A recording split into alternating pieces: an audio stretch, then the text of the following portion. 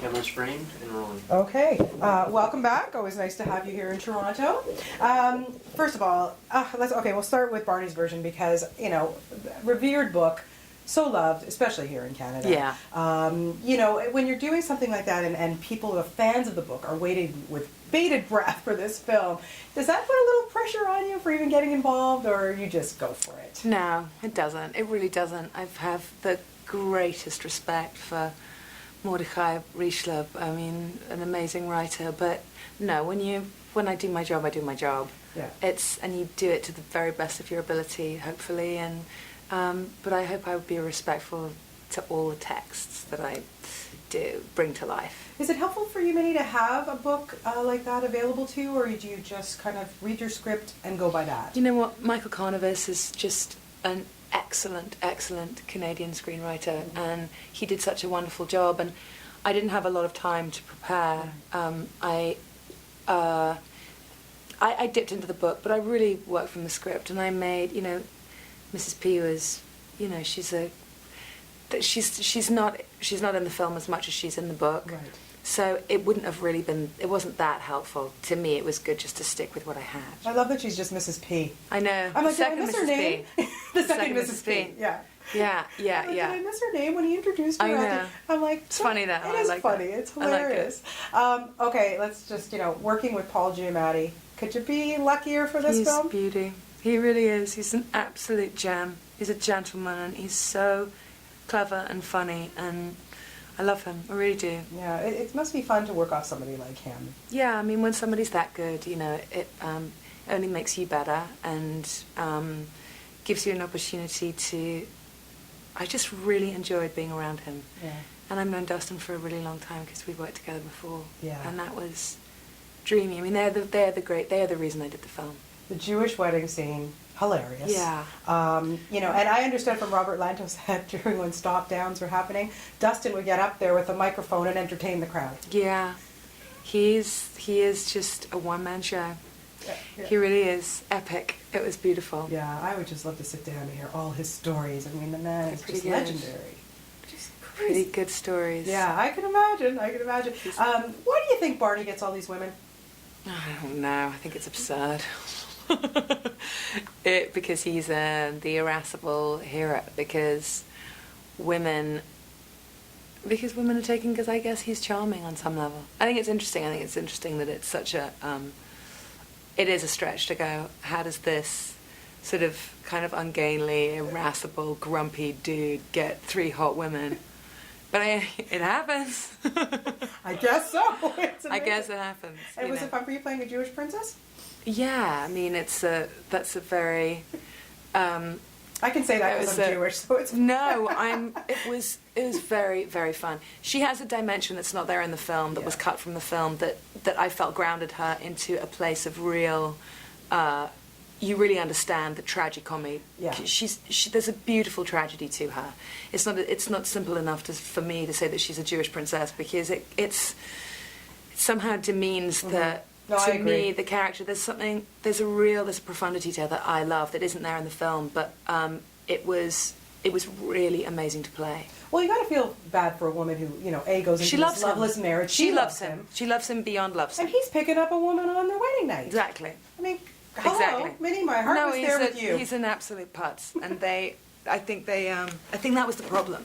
I think that you couldn't feel so bad for the second Mrs. P in that relationship that you didn't care about what came next. Exactly. So I think, you know, they did what they had to do to balance it out. Absolutely. Okay, we got to talk Conviction, because again, another phenomenal role for you too. And then just working so closely with someone like Hilary Swank, you know, Miss 2-time Academy Award winner, but she's so bloody grounded and down to earth. It must be, you know, nice to have that too.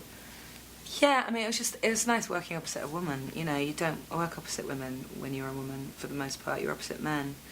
And it was just very interesting watching someone else's process, and the story was so extraordinary, and I've known Tony Goldwyn a long time, and it was great. Yeah, and also, like, with you, you know, and also, well, let's talk about Sam Rockwell, because we're chatting about it. It's so underrated. I mean, I just saw him on Broadway opposite, you know, Christopher Walken, and in every role he does, he's so there.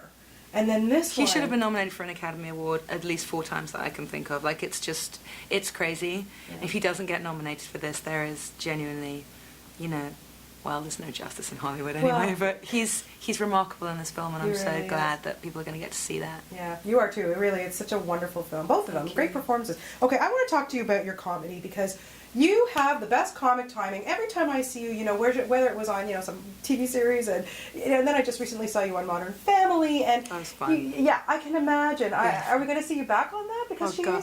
could No, be a recurring character. I don't know. I don't think so. I think they were kind of one-off. I had a heavenly time on that show. What amazing people. Julie, oh my God, just all of them. Amazing. Such a funny, brilliant show, and yeah, I love me and my comedy. Yeah. Where does your comic timing come from? You're so good at it. My dad was very funny. My dad was very funny, and my mother continues to be very funny. So it's inbred. That's all. But I'm glad. Thank you for that. Oh, you're so welcome. I love it when I see sitcoms, because I watch a lot of television. It's like Minnie Driver, and then The Riches and all the other stuff you've done. Are you oh my goodness, like, are you preferring the TV stuff, or do you still love doing film? I do whatever's best that comes across my path. I do the best job that I get offered, and I think any actor talking truthfully will tell you that. It's like, it might look like a grand design. Well, you chose to do this. You do the best work that comes to you. Mm-hmm. And if that's, listen, today television is where it feels like all the independent movies have gone, are there. Those scripts, those stories, from, Mad Men to Breaking Bad to take your pick. Weeds onwards, like yeah. The Riches. I mean, my goodness. Amazing, and now what Dimitri's doing on Hung as well. It's even though that show does feel like the mistress to our show. I'm very sad The Riches was cancelled, but it was an amazing experience. But there'll be another one for you, so do not worry. I'm sure. Yeah, no, good things continue to show up. That's if you stick around long enough. Yeah, well, yeah, you do. Anything else that we need to know? What's happening coming up? I'm shooting a film right now, which I think is spectacular, called Hunky Dory. Oh. A beautiful musical set in the 70s. We're going to hear you sing? Yes.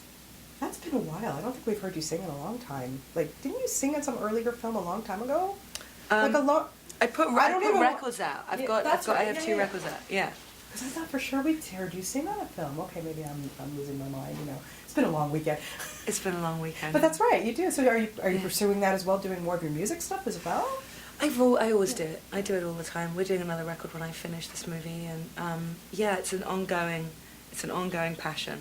And then you have a lovely, 2-year-old as well. Where does all that fit in, being mom too? That comes before everything else, and I'm very lucky. Very lucky I get to do what I love, and I get to be with people that I love, like my son. We had Kathleen Robertson in here the other day. And she's my great friend. Yep, she couldn't stop raving about you. Oh, when's Minnie coming? I'm going to stay here and wait. Like, how did the two of you hook up? We cast Kathleen in a film that my sister and I produced. Yeah. I sang in Beautiful. That was the movie they sang in. See, I'm not losing it. Yeah, no, you're not losing your mind. You're right. And we became friends then, and then we were in the same prenatal yoga class. Go figure. And she lives 4 houses down from me. And your kids are the same age? And our kids are best friends. That's they hang out every day. That's awesome. Yeah, I'm so happy for you. Good. She's wonderful. She really is. Yeah. That's good. I can see you two having a good time together. Yeah, we sure we do. Have a laugh. We're doing a feature on luxury. And when I say luxury to you, Minnie, it doesn't have to be something monetary, whatever. But when I say luxury, what comes to mind? What's luxury for you? Oh my gosh, an island that is really difficult to get to, and they drop you off with, enough food and water for Richard Branson's house in Necker. There you go. That's luxury to me. That would be fantastic. Well, congratulations on everything. Like I say, 2 phenomenal performances at this festival. And, Thank you. Just a pleasure to talk to you. Thank you so much. Cheers. Oh, thank you.